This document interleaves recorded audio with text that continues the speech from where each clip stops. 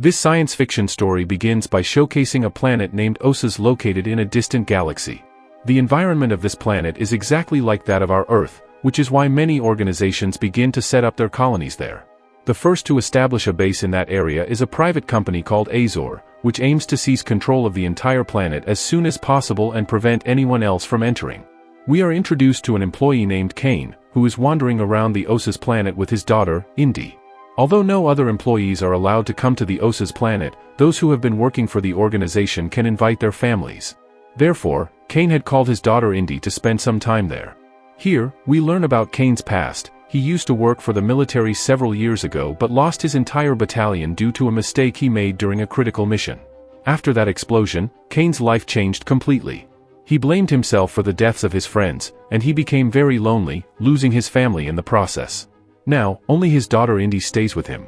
Indy had come to the Osas planet to spend her holidays, but Cain receives news that he must report to the Azor base located directly above the planet. This means Cain has to leave his daughter behind and go to the base. Consequently, Cain takes Indy to a safe place, specifically a bunker. Indy is very upset because she came to spend time with her father. However, Cain is compelled to focus on his work. After placing Indy in a monitored and safe location, Cain enters the base. Now we see that many creatures and animals have escaped from the jail built on that planet. Their appearance is very strange, resembling hybrid creatures, and they might be planning to attack all around. In the morning, Cain is completely normal, but he notices some disturbances inside the jail. However, his mind is focused on finishing all his work so that he can return to his daughter Indy as soon as possible. Therefore, he decides to ignore the issue of the disturbance in the jail. Now we are introduced to General, who manages the entire organization at the Azor base camp. The leader of the organization seeks to find different planets in the galaxy where humans can easily reside. However, if any other species inhabits those planets, they would illegally eliminate them. Perhaps similar things are happening on this planet as well because the creatures they had imprisoned in the jail had actually lived on this planet from the beginning. But the general never disclosed these matters to the government. She wanted to ensure her rule over the entire planet in the future. At this point, a military colonel approaches the general and informs her that several creatures have broken out of the jail last night. If they spread like this, the government will find out about their plans. The colonel advises that they should seek help from the government since many soldiers are present on the Osas planet, and if those creatures continue to roam around, they will be killed. However, the general, no matter what, does not want her organization and power to be jeopardized. For the first time, she shows no concern for the lives of her own soldiers and humans. She states that even if human lives are lost, their plan should not be revealed to anyone. Thus, the general makes a strict decision that she will eliminate those creatures, even if it costs the lives of her soldiers. She convenes a committee with all her team members, where she falsely claims that aliens from other planets have come here. This is a blatant lie because no one else knows about the general's entire plan. Everyone thinks that these creatures came from outside and want to attack them. Therefore, the general informs everyone that they will have to carry out a nuclear blast to eliminate those creatures, even if many of their soldiers currently present on the planet may lose their lives. But at least, this entire planet will remain under their control. The leader then informs her entire team that the creatures are also carrying a dangerous virus with them. If this virus escapes from the Osas planet, it could spread throughout the universe. This could lead to the extinction of the human species. Therefore, the general devised a plan to launch a nuclear blast on the planet, which would create a massive explosion after detonation, killing all the creatures. Even though all the soldiers stationed on the planet would also lose their lives in the blast, it was crucial to eliminate those dangerous creatures. The general soon issues an order that no one can leave or enter the base. Now, the colonel is a very good friend of Cain. He knows that Cain's daughter is present on the planet. Therefore, the colonel informs Cain about how the general had illegally experimented and imprisoned those creatures on the planet, but now they had completely escaped. The base would soon be put into a quarantine state, meaning no one would be able to go outside. Cain becomes very scared because his daughter is on the planet, and he must save her at all costs. So, Cain decides to take a spaceship and leave as far away from the base as possible, just before the quarantine zone is established. However, the other soldiers quickly learn about his plan, so the company sends a fighter plane to pursue Cain. Both engage in a deadly aerial fight. Cain maneuvers his fighter jet upward as quickly as possible, but the G-forces begin to make him dizzy. Just before he passes out, he fires his jet's bullets, completely destroying the pursuing soldier's fighter jet. Cain manages to escape and lands on the planet using his parachute. Now, he must reach his daughter, Indy, and get out of this planet. Upon landing, Cain meets another man named Sai. Cain realizes that his capital, where he had kept Indy safe, is very far away, and creatures are roaming around the planet, posing a significant threat. Cain asks Sai for help, pleading that he assist him in rescuing his daughter, who is trapped in the capital base camp. Initially, Sai flatly refuses. Cain was about to leave when he repeatedly requested Sai to help him, explaining that his daughter was in great danger. He urged Sai to imagine if his own daughter were trapped in such a way. That made Sai think a little. Eventually, he decided to help Cain and set out with him. Now, we get a glimpse of Sai's past, where we learn that he was imprisoned with his friends, living a miserable life as prisoners. Sai and his friends were completely frustrated because they were treated poorly. One night, they devised a plan to break out of the jail. They planned for one of Sai's team members, who was skilled in networking, to create a blackout in the security system, which would automatically open all the jail doors.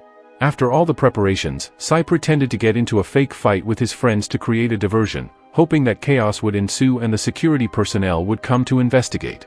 Their plan was working well until, unfortunately, a colonel arrived, capturing the rioting prisoners and transferring them to another jail. This was a place where it was extremely difficult for humans to survive, as they were subjected to strange radiations that caused them immense pain. One of Sai's friends was placed in a location surrounded by those dangerous beasts. According to the plan, Sai's other friend successfully blacked out the system, causing all the jail doors to open. Sai and his remaining friends quickly escaped, but one of his companions, surrounded by beasts and creatures, was caught and killed.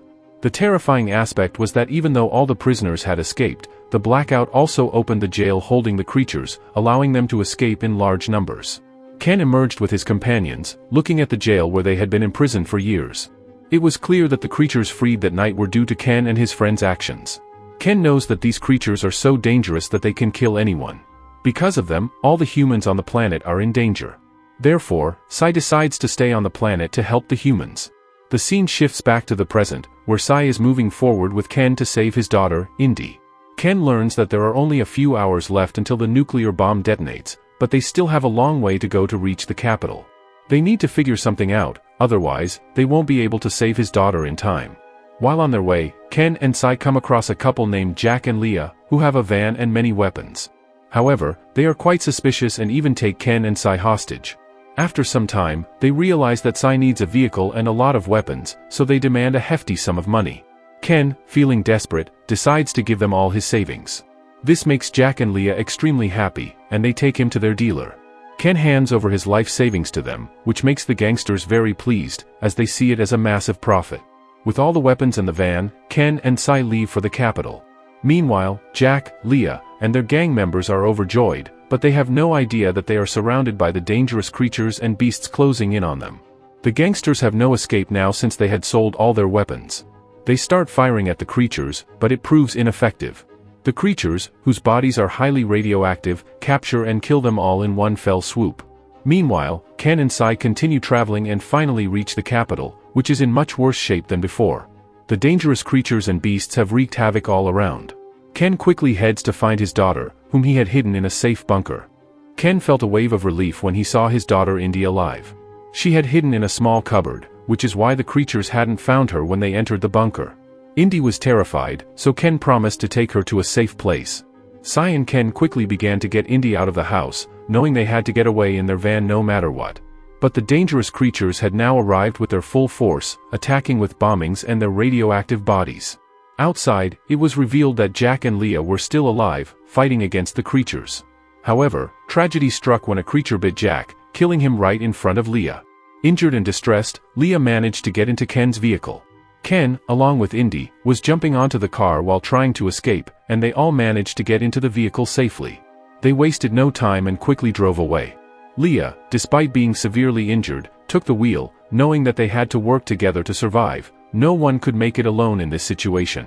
Cain apologized to his daughter Indy, saying that if he hadn't called her there, her life wouldn't have been in danger. He expressed deep regret for his mistake. Innocent Indy forgave her dad for what had happened. As they continued driving in their van, the exact organization had figured out their location and sent a spacecraft to capture them. The spacecraft relentlessly pursued their van. A fighter jet started firing bullets at the van, and the gunfire was so intense that Leah was killed almost immediately. Blood was everywhere, creating a horrific scene. After a barrage of gunfire, the soldiers, believing everyone was dead, flew away in their spaceship toward their base. Fortunately, Sai and Indy survived in the van. Ken and Leah lost their lives, and Indy cried intensely at the sight of her father's death. Meanwhile, Sai quickly picked Indy up and rushed toward the bunker, knowing that only a few minutes were left before the nuclear bomb would blast. They ran into a cave where the bunker was located, but many creatures and beasts were already there, continuously trying to attack Sai and Indy. In an attempt to escape, Sai started fighting back, but a creature bit him on the arm.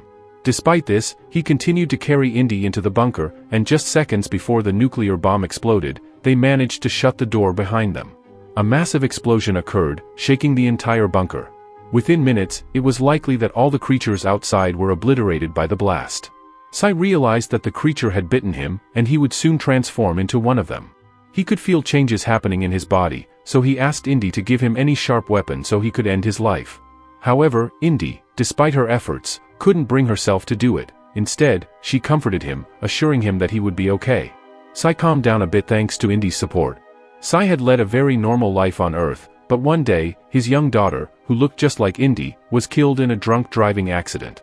Enraged, Sai tracked down the driver who had hit his daughter and, in a fit of rage, killed him. As a result of that murder, Sai was imprisoned, and since then, he had been stranded on that planet. A few days later, the scene shifted to two astronauts who had come to research whether anyone had survived after the nuclear blast. They were receiving continuous SOS signals from a bunker. When the soldiers arrived at the cave, they heard the signals calling them in. As both soldiers turned toward the creature, it suddenly killed one of them. The creature looked terrifying. Before it could attack the second soldier, Indy intervened. She said they were leaving him alive, but he had to take them to Earth, knowing that their spacecraft was about to depart for Earth. Indy then climbed aboard the spacecraft heading for Earth. Inside, the creature spoke to Indy, who reassured him that everything would be fine. The reality was that this creature was none other than Sai, who had transformed into a creature after being bitten. Although he had completely changed, his mind still functioned like a human, allowing him to survive alongside Indy all this time. Now, Sai was aware of everything regarding the general, so he decided to expose them once they reached Earth. Indy and Sai, who had now become a dangerous creature, set off for Earth. And this is where our science fiction story comes to an end.